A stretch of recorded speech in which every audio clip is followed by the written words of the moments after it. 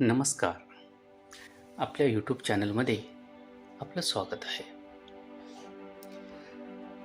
एक श्याम नावाचा माणूस होता. एके दिवशी तो त्याच्या मित्रांनी जंगल सफारीला जाण्याचे ठरवले. ते सर्वजण जंगलामध्ये फिरण्यासाठी गेले असता श्याम जंगलामध्ये हरवला गेला. जंगल घनदाट असल्यामुळे श्यामला बाहेरचा रस्ता सापडला नाही. तो फिरून फिरून थकला.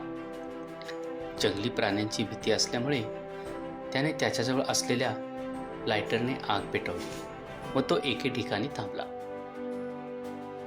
परत दुसऱ्या दिवशी त्याने रस्ता शोधण्याचा प्रयत्न केला, पण त्याला काही यश आले नाही. असे बरेच दिवस गेले.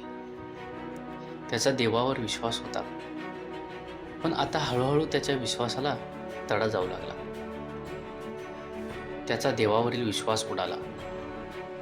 त्याला वाटले की या जगात देव नाही.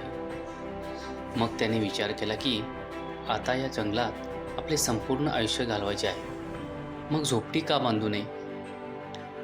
आता त्या जंगलामध्ये असणाऱ्या नदीकाठी छोटीशी झोपडी बांधून तो राहू लागला.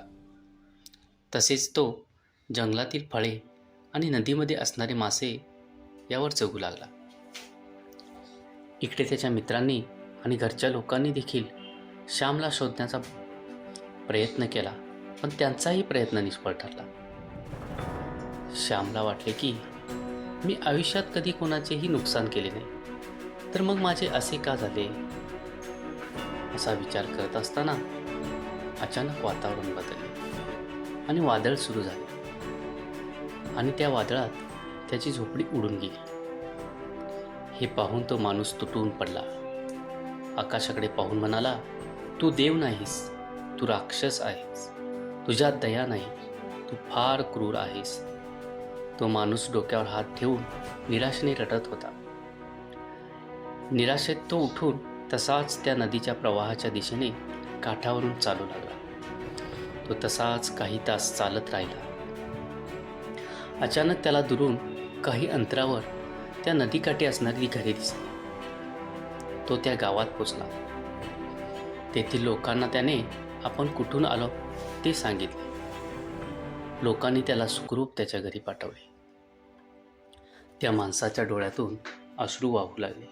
त्याने देवाची माफी मागितली आणि म्हणाला की तू मला वाचवण्यासाठी माझी झोपडी वादळामध्ये उद्ध्वस्त केलीस, नाहीतर मी तिथेच अडकून पडलो असतो.